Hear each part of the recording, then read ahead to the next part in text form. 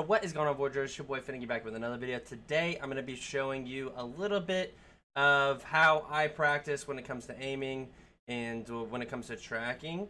And a lot of people have been asking me, okay, how do you get your aim to be good, or what settings do you use? And so I'm going to hit a lot of that today. It's going to be probably a shorter video. I'm going to try to break down a little bit of some clips of my own gameplay, and then hopefully you'll be able to replicate it in your own gameplay. So without further ado, let's hop right into it. First things first is my settings. I play on button puncher button layout, and the only difference is between the circle and the R3 being flip-flopped, and that's just what I like in particular. My response curve is classic. I play on a small dead zone, just recently changed that, and on a 6.4 sensitivity. We're actually going to get into what it means for sensitivity versus sensitivity ADS.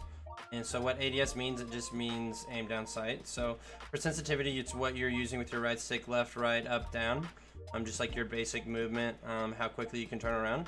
And then your ADS speed is how quickly you can move your cursor left and right, up, down while using it.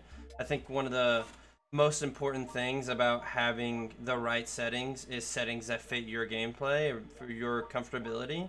For me, the reason why I have a lower ADS sensitivity is because I like using the wingman. So it's easier to hit the shots from far away if you have a lower sensitivity, because there's less of a friction, I guess, on your right stick. You don't have to move it as far. So I think my biggest thing for people is to find their sensitivity that makes them feel like most comfortable with their shots. So that's why I use those two and why I encourage others to do the same. Next is tracking and kiting, but I'm going to start with tracking first. And tracking is whenever there's a moving object and you're able to keep up with it using your crosshair. So this is just a technique that I use called tracing, and I use that in game or just in training wherever.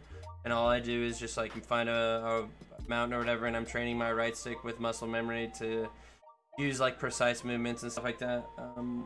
One thing about tracking is, in this game particularly, you have to be shooting ahead, similar to that of like an old Halo game. We have to shoot ahead of the opponent, so you want to be shooting where they're going to be, not where they're at the current moment. And I think I have a pretty good grasp when it comes to this, particularly with the wingman, since at the current moment I think I have the most pistol kills in the world, which is super tight. The only thing that I really can I feel like that can really counter it is a Pathfinder, simply because their hitbox is super tight. And does that my face on the screen look like it's a super happy about the Pathfinder? Probably not, and I'm sure yours isn't either. Sometimes whenever you're shooting at a robot that doesn't have a hitbox. Anyway, back to it. Next is like strafing, and reason why it's also known kiting. I'm sorry, there's like in between, there's two things, but it's the same thing. The general idea of moving side to side, but also being able to shoot. And what it does, it's mainly for the opponent to not be able to hit you, more so than you using it to hit the opponent. But it's what I would say is one of the most important things on this game, since there is such a high time to kill. So you have to be able to be precise with your movements and be accurate. Lastly, it's called feathering.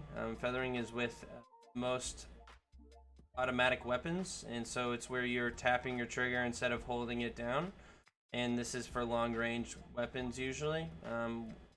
It's so important when you're using especially a high rate of fire like an R9 for example.